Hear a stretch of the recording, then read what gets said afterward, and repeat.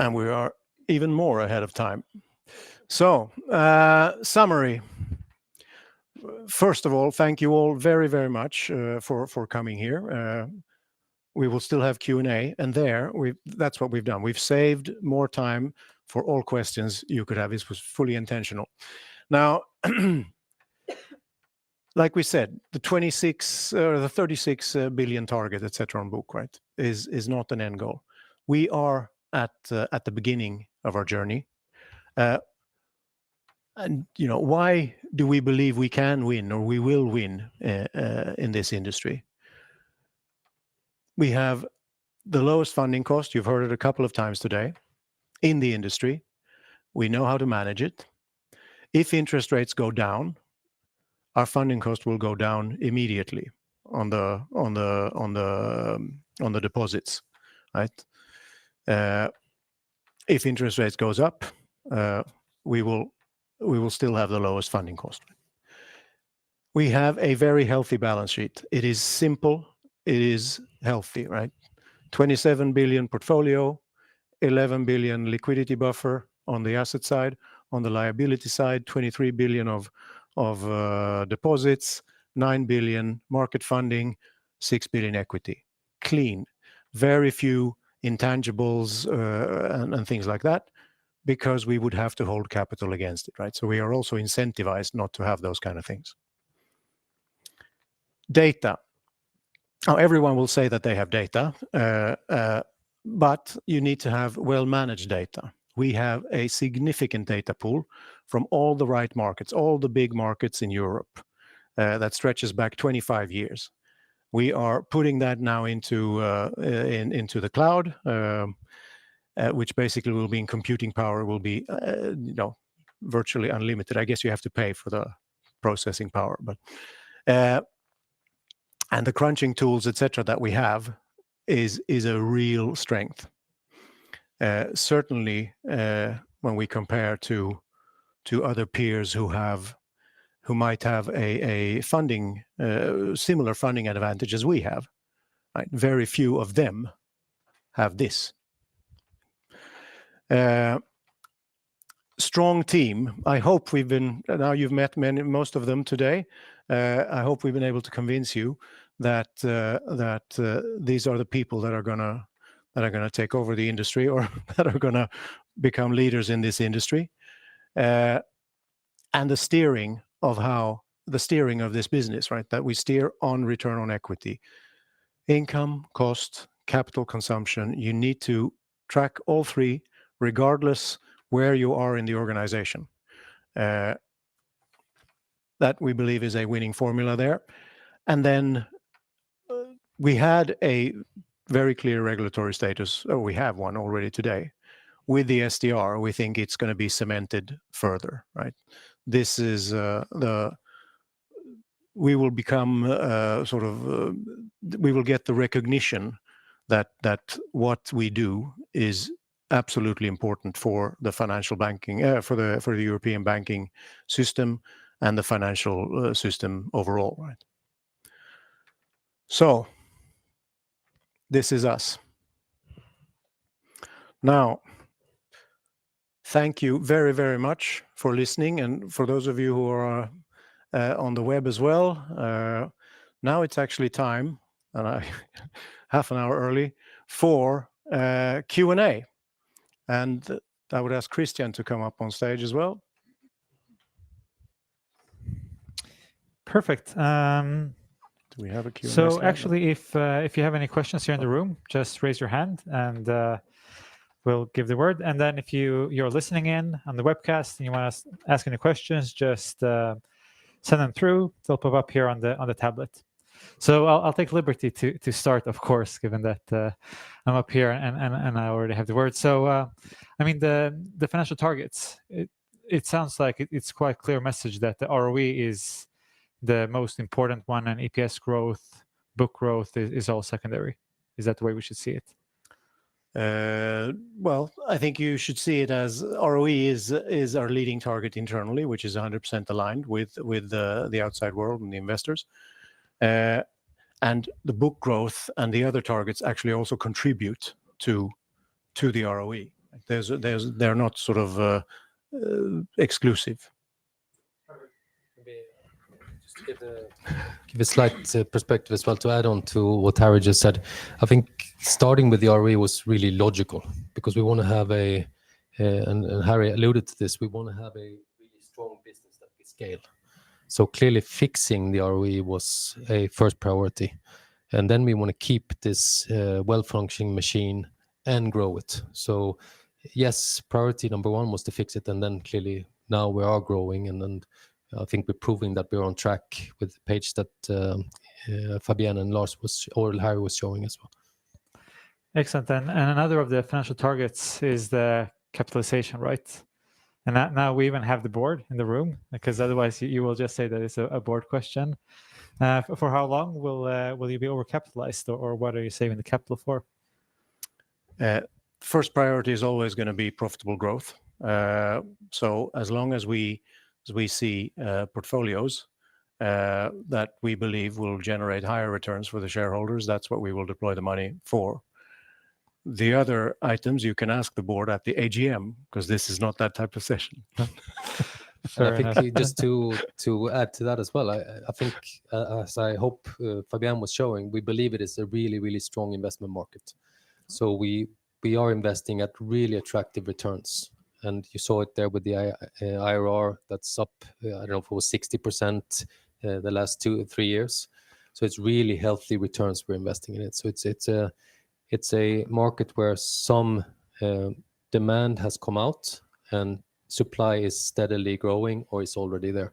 So we believe that we're putting the money to to work in a really productive way. So is there any way to give an indication for when you think you're within that target range?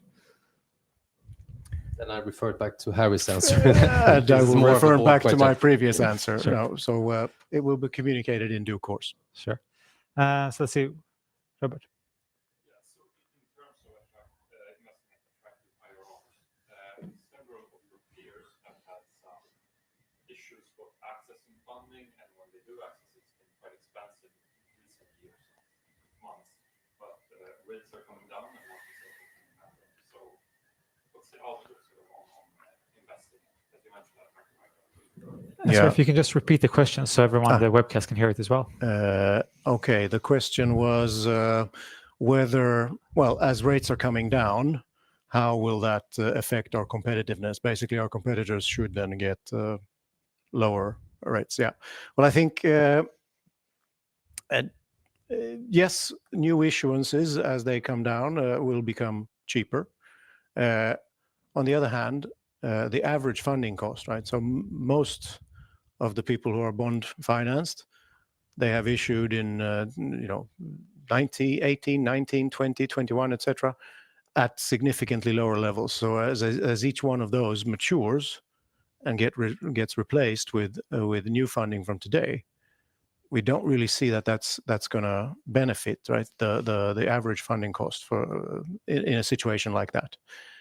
So we believe that we will continue to have an advantage for quite some time, and I think as the rates go down, we will see it almost immediately on a big share of the deposit side, right? So I think we will also benefit significantly from that. And you could see, I mean, if we look backwards, which is easier to relate to, 2 years ago we were basically at the same comparative status. So we were give or take half of the rest of the industry's funding cost. And then rates came up, and there were some issues around balance sheets in the sector, clearly. And as people are working through this phase, they are bringing in partners to use their sourcing networks. So capital light, meaning you need to source the capital elsewhere.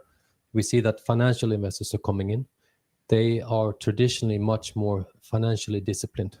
So we believe that even in a rate environment which is going down, so built on the dynamic that Harry was saying, that you need to replace the old cheap funding, and it's not easy to beat that by a margin. On the contrary, it's probably around the same or higher, even in a declining interest rate market. And then on top of more financial discipline when people price, because there were more disciplined investors, financial investors. So I think we have good hope that when we look in the crystal ball, that prices will remain really attractive for the foreseeable future, and we will continue to have a really strong competitive advantage because of our model and funding. I can just complement that. If you look at thank you. Yeah, if you look at long time series, you see that the interest rate on savings accounts is always lower than the bond rates in all environments. So it's always going to be a delta. And then you can say, yeah, but the others, can't they become a bank too? Yeah, they could. But not if you're a hybrid and you have a big service business. You can't.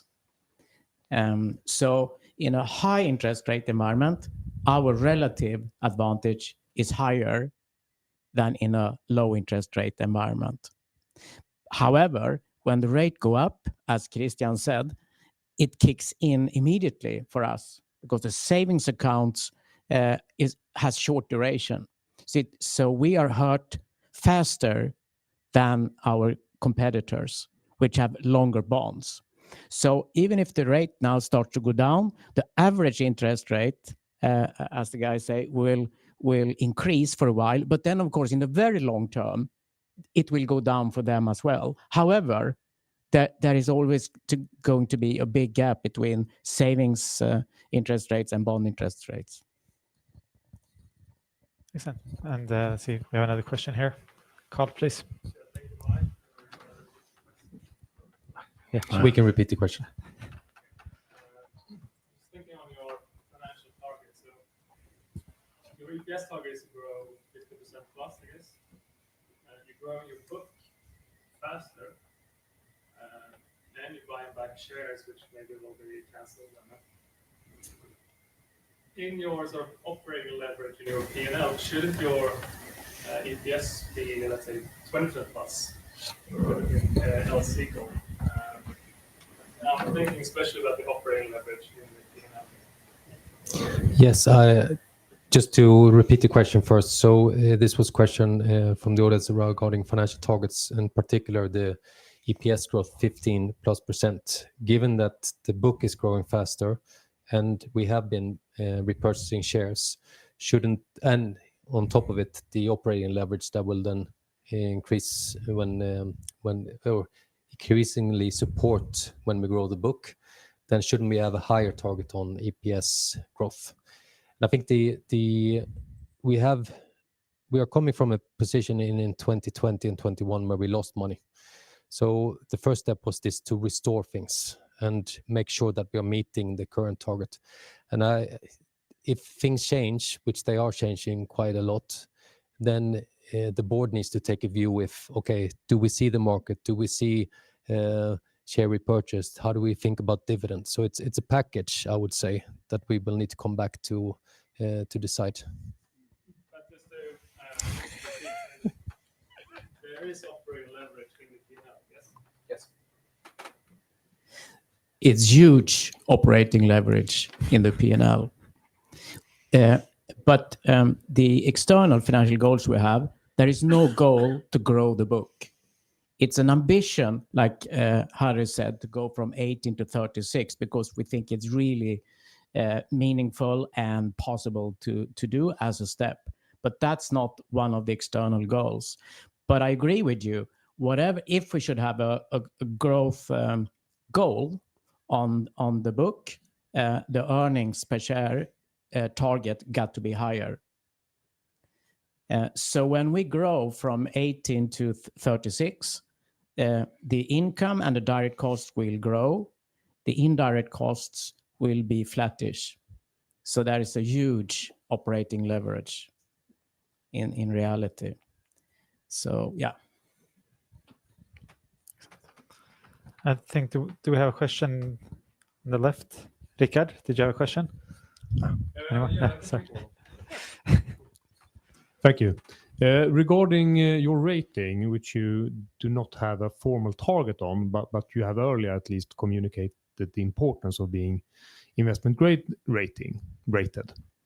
Does this change anything with your SDR license? I could guess, that an even higher rating might, support the funding cost and hence also make it less costly to have the extra liquidity. Ah, no, you have no mic. We'll give this one to Christian. So we have a positive outlook today. So we are investment grade rating. So we will maintain this investment grade rating, and we have a positive outlook. So, and as I mentioned, we have ticked the boxes we believe for a potential upgrade.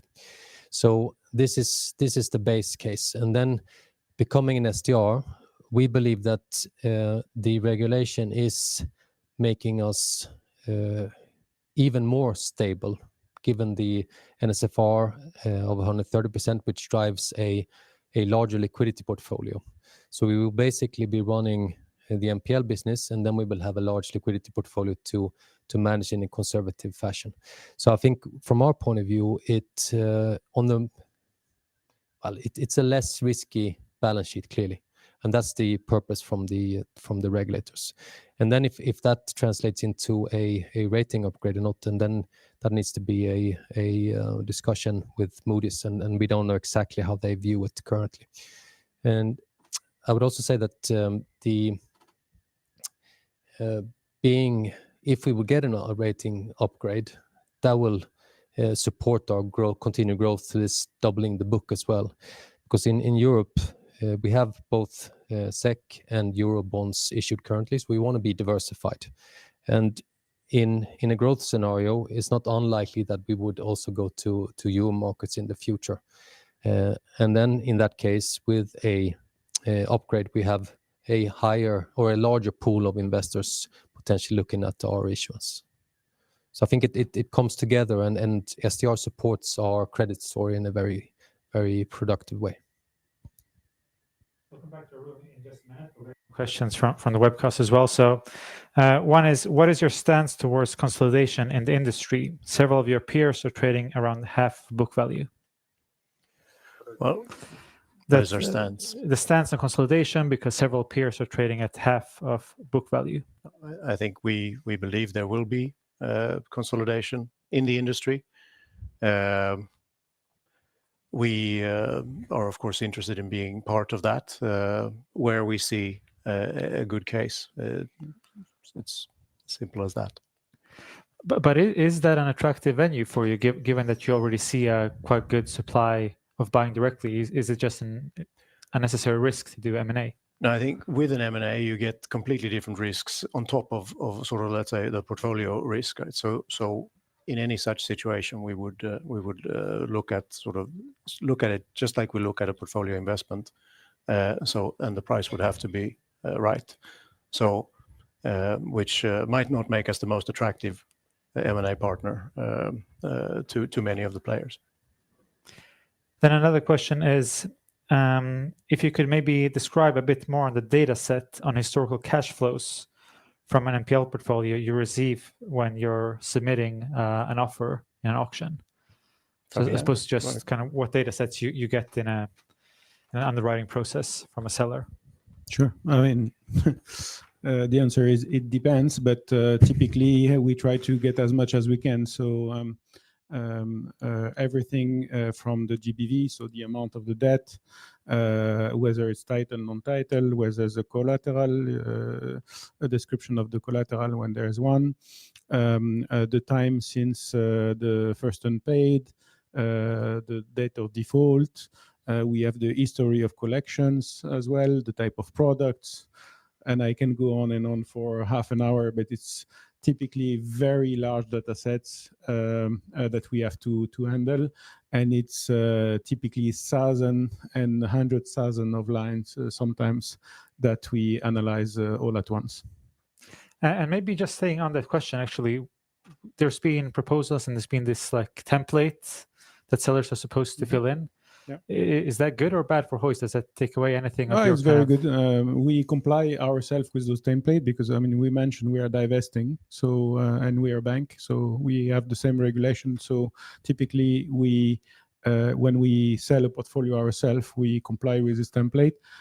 For when it comes to the banks, I have to say it's a little bit slow to get there, but they're getting there more and more. So we see more and more banks adhering to the template provided by the EBA. Excellent. And then I think we had some more questions here. If we take Rickard, maybe. Yes, question to Christian, perhaps. Thank you. Question to Christian and Harry. You showed there the over-collection that has improved, in particular over the last 2 years. And you also mentioned that you have an ambition to maintain it at current levels. What type of sort of visibility do you have for the coming quarters or years in that sense? And also, what are the main factors that impacts this? I think that's part of the revaluation process, etc., that Christian was talking about. So, I think when we do our statistical analysis of our portfolios and how that translates into key drivers, the absolutely strongest correlation we have is to the health of the book. So if we manage the book in a prudent way, which we are absolutely doing, which I hope was clear before, that is the clearest guidance to future performance. In that case, we can take a closure of legal systems, for example, without getting into major issues like happened during COVID. We can deal with ups and downs in the economic cycle without issues. And to be frank, I mean, when we do our regulatory process around capital assessment, liquidity assessment, the correlation between, for example, economic growth, unemployment, etc., in an economy is not a significant driver of our own performance. So it comes back to the health of the book. So as long as we are prudent and have a conservative view, which we intend to continue with, because we think it's really value creating to be a stable, predictable company, then we have a good hope that this type of collection performance will continue. We had another question here. Isaac. Thank you. So I was wondering what you would do in another pricing war. In this environment, as you're saying, you're in a comfortable spot, but I was wondering what would happen if competitors were starting to put pressure on pricing in your investments. Would you scale down or would you start eating from your own book, or would you try to find other geographies and etc.? Thank you. I think first of all, if the industry would choose to go back to where it was before, it would not be good for anyone. But let's say that happens, then we, with our operational structure, would be able to we will not be forced to feed the machine, right? So this expression basically where you have a large cost base and you need to buy, and maybe you then make less economically sound decisions, right? So we would not, we would keep our discipline, and we would adapt the cost base for that. And also, I think to add to that, I think Andreas' perspective on the Italian market is a really strong one. It's been a low volume environment, highly competitive. And given we have been so focused on improving our business and operations, I mean, everything across the group, then we've been really successful in that sort of environment as well. And then on top of it, as Harry said, we are diversified. So we can invest much less in one market while investing more in another where we see a better support for pricing, etc., returns. I suppose on that topic, a follow-up, having more outsourced collections, you're able to tackle those fluctuations more than if you have a big collection unit yourselves. I think currently you're at about 40% outsourced. Where do you see that in 5 years? Is that something you want to increase the proportion of even more? we don't have a target for outsourced collections. Where we have a steady flow of portfolios coming, we'd love to keep an internal unit. Where we see that if the supply would disappear, etc., then we would make a new we would make a new decision at that point based on how we would project the future from that point. So we don't have any, like I said before, there's no dogma around this topic, right? This is a business decision on a case-by-case basis. Okay. We have one more question down in the room. Far away, Mike.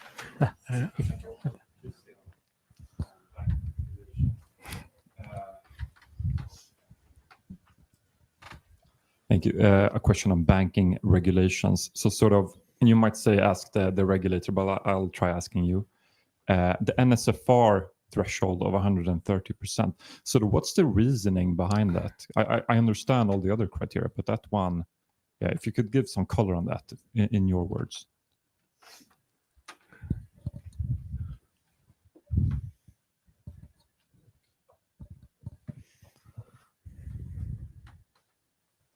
I think the conceptual answer is very easy. The regulators want stability, so they don't want to build any risk into the system. And then that said, if you go into the technicalities of it, then it's slightly more. We don't see the internal consistency in this. I think the way we look at ourselves, the NSFR ratio, now it becomes quite technical, but the NSFR ratio is depending on different required stable funding factors. And for an NPL, it's 100%. That means that for every euro of NPL, you need to have a euro of stable funding. So it is 100%. And that is disregarding this chart that I showed before, if it's a de-risked or not de-risked NPL. So we don't think that the liquidity regulation is fully internally consistent with because it's called an NPL, it's 100% disregarding. And if you then add on a 30% on an FSR percentage points, then you make that even larger, that incongruence. So I think, I think it's a conceptual objective that they put into the criteria more than a technically fully thought through criteria possibly. And staying on the SDR, we have a question from the webcast here as well. So could you expand on why you said that debt purchasers with servicing operations can't become an SDR? Servicing. If you're a debt purchaser and you have a servicing operation, why can't you be an SDR? I think the starting point to even consider to become an SDR is that you need to be bank regulated. Otherwise, you are exempted from nothing, basically. So if you're not a bank regulated, you don't need to be exempted from the prudential backstop because it's not applicable to you. So however, if you're a servicer that deals with a lot of other people's NPL debts and you invest and you're a bank, I actually don't know of anyone currently that does that. But it's... Well, if you take the current servicers, that's a very fragmented industry structure.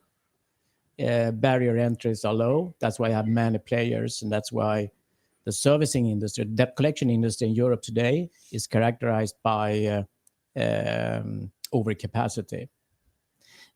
However, there are forces driving towards a consolidation.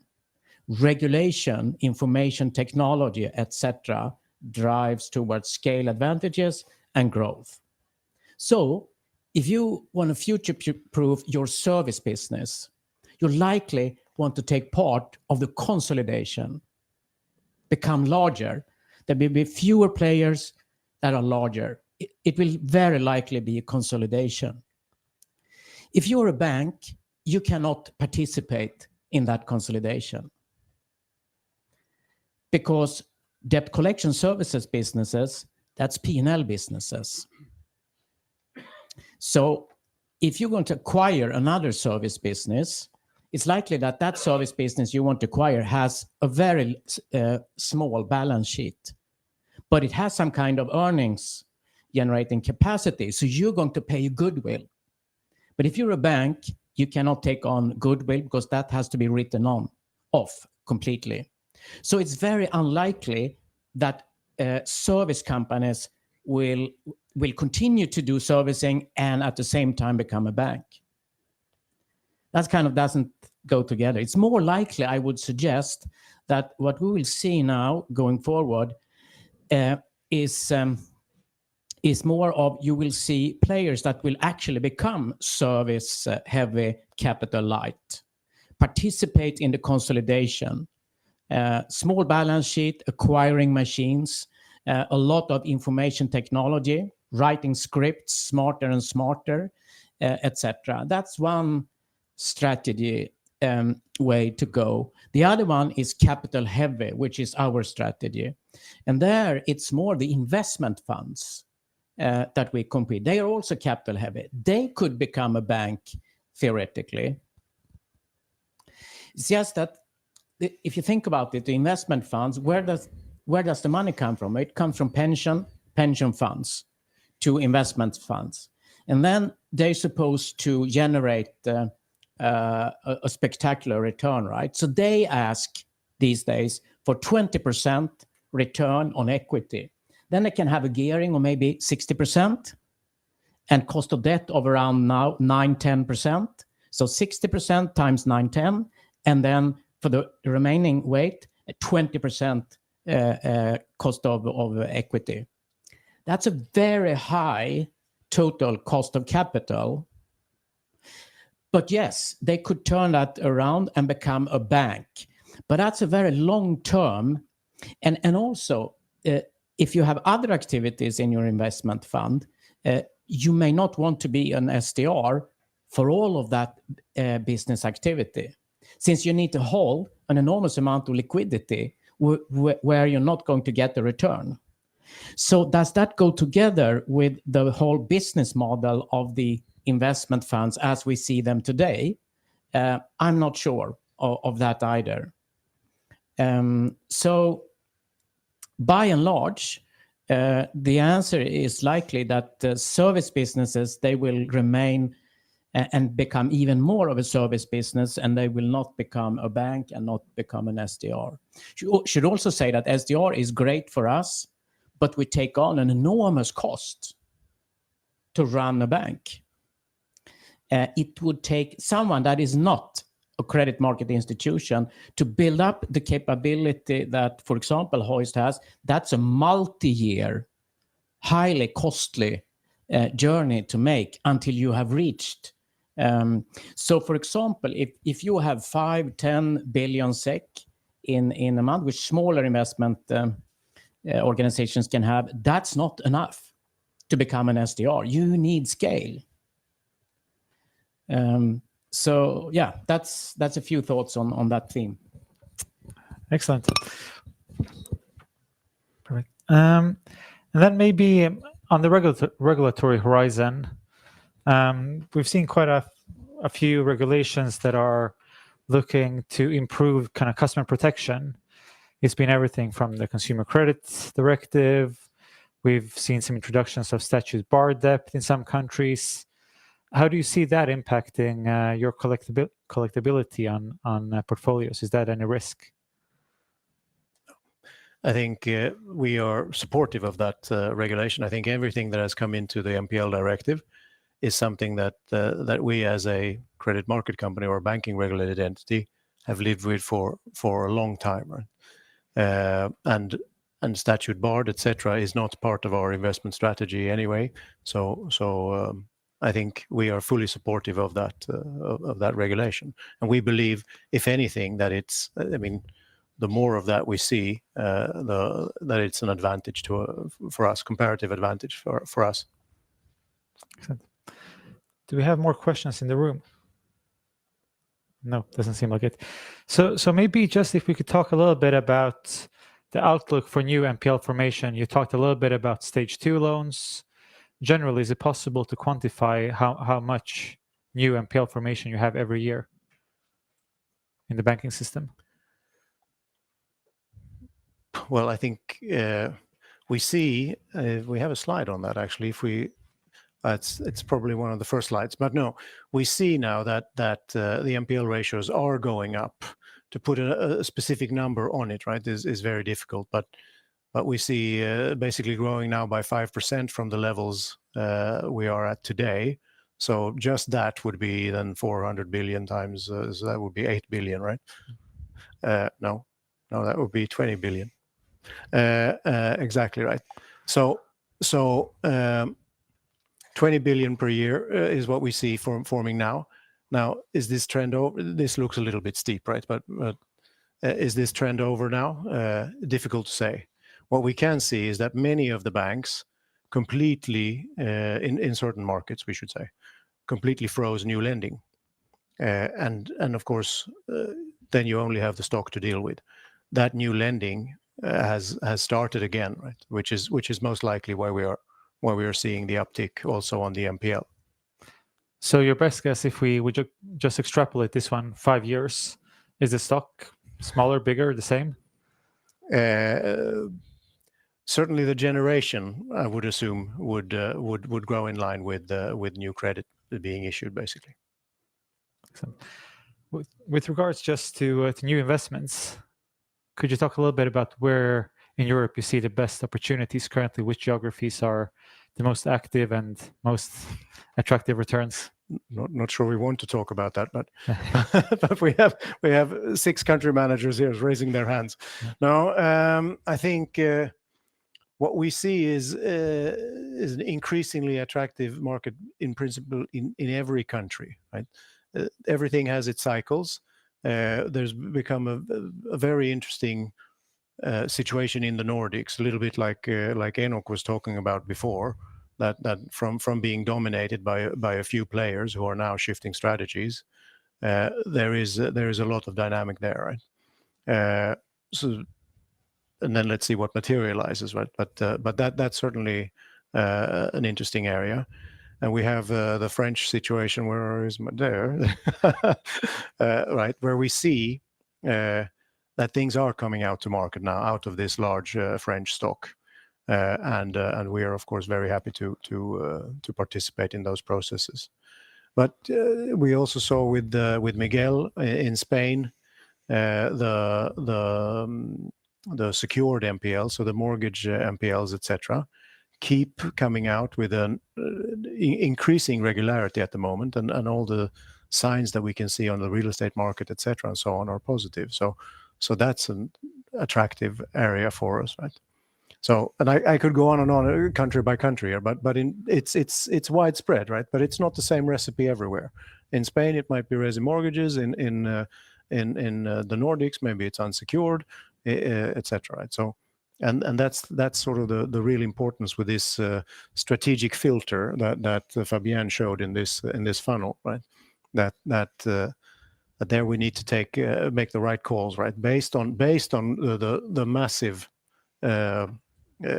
pile of portfolios that come in before the strategic filter, right? So if we see that something is changing, right, that asset classes are growing in certain markets, etc., then we will take a look at it. Maybe a question on this chart actually. So going from 27 up to 36, do you expect that will be with your plain and butter just investments that you do every quarter, or is that going to take a couple of really large investments as well? I think on average, our investments have gone bigger. So I think we used to have an average investment of about 12 million euros. Now it's 22 million euros, right? So we are buying larger portfolios on average. And we are buying them in more places. So I think this first stage goal of 36, which is not an external financial goal, is achievable with organic activity. So we're not planning in any large one-offs in that. Perfect. Do we have a question? Yeah.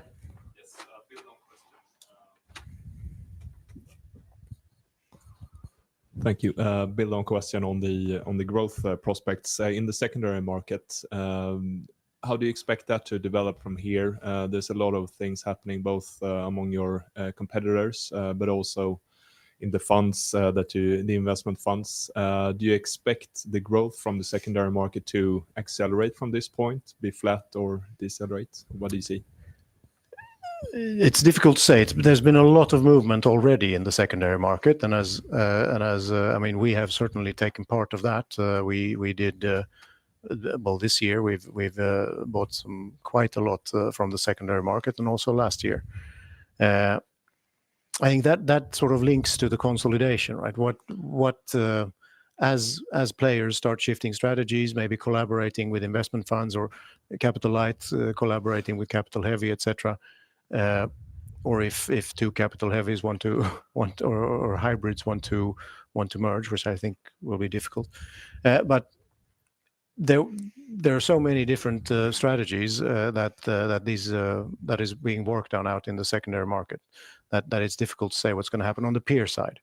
But with the dynamic of the big AMCO, for instance, in Italy that Andrea was talking about. So this is a government organization that has bought enormous amounts of NPLs over the years. Now, when they stop buying, it will have to be divested at some stage, right?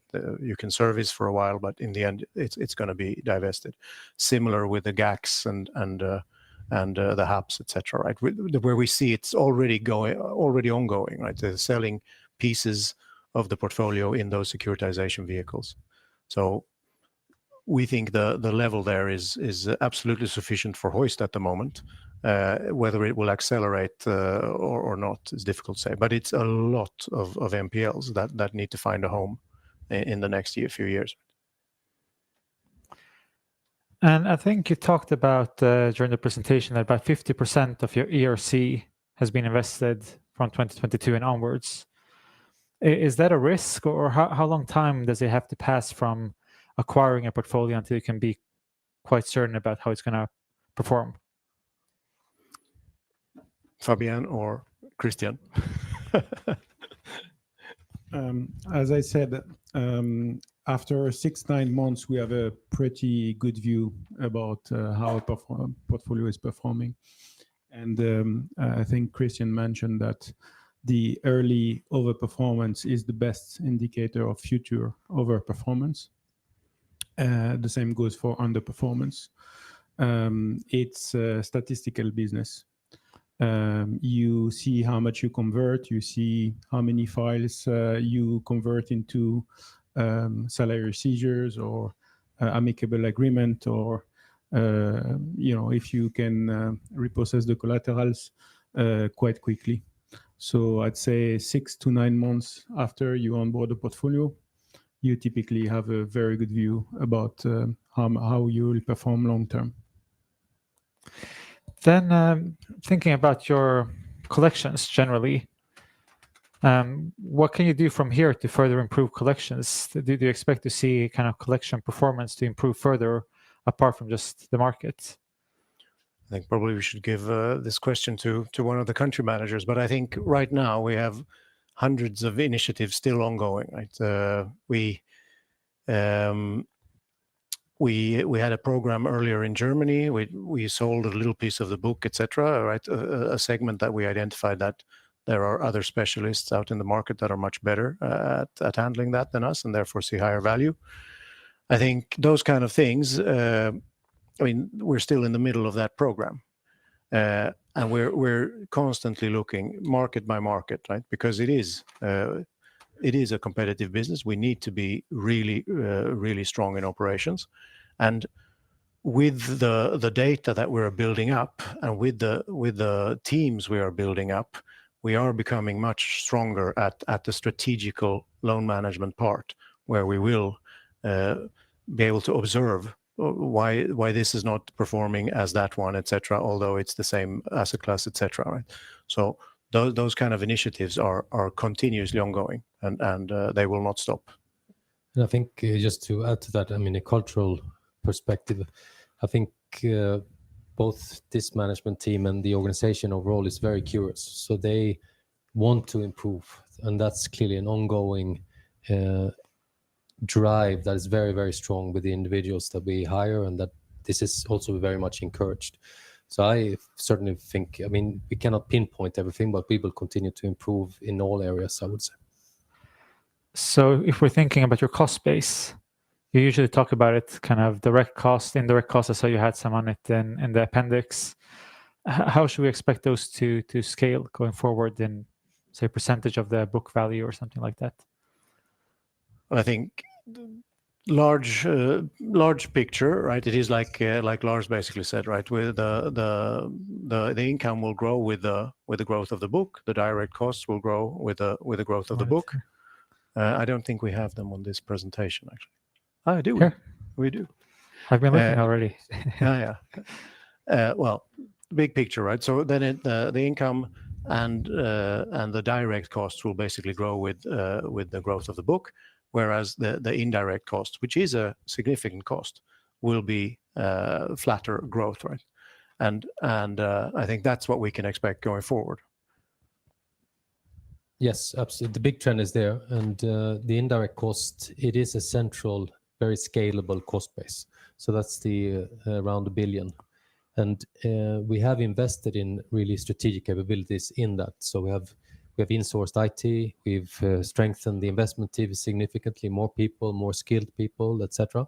And then on the direct cost, we have, like Miguel was not alluding to, but what Miguel has been leading in Spain, we have built new businesses. So while we have the direct cost growing with the book, we have invested a lot into the direct cost as well. So that will also gain scale. So we hope, we're working very hard to get scalability in that direct cost as well, clearly.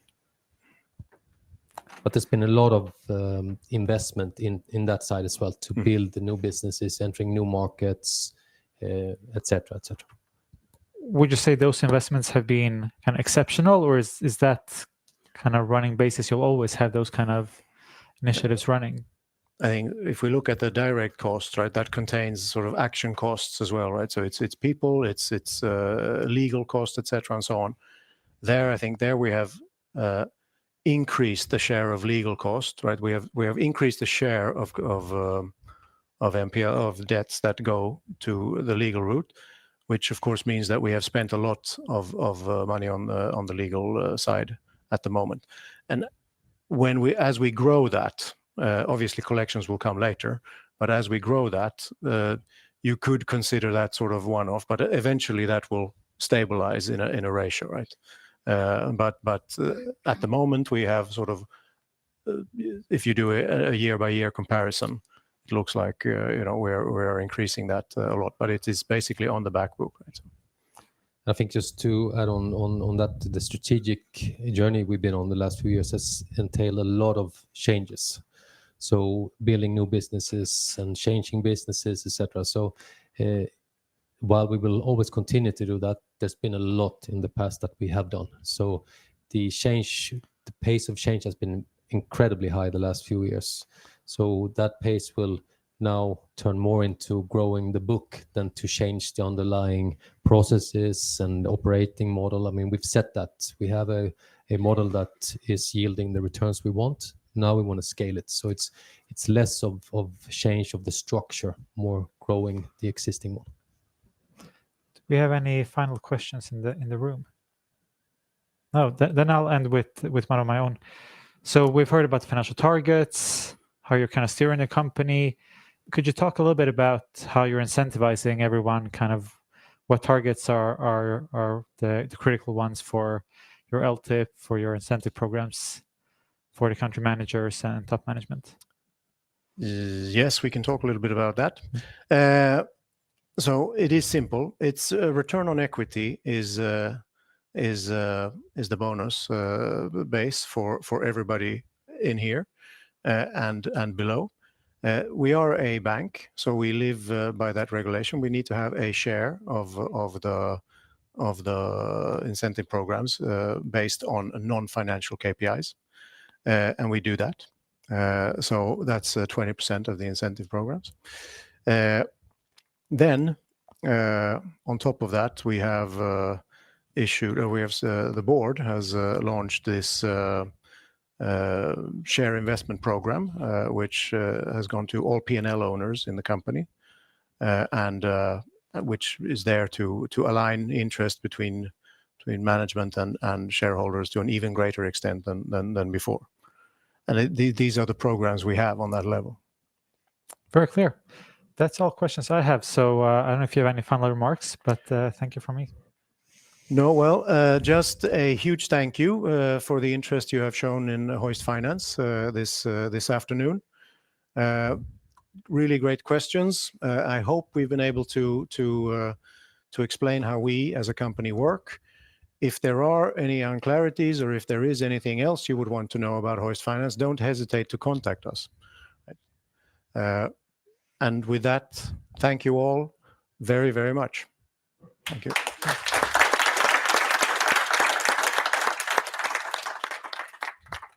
Nice.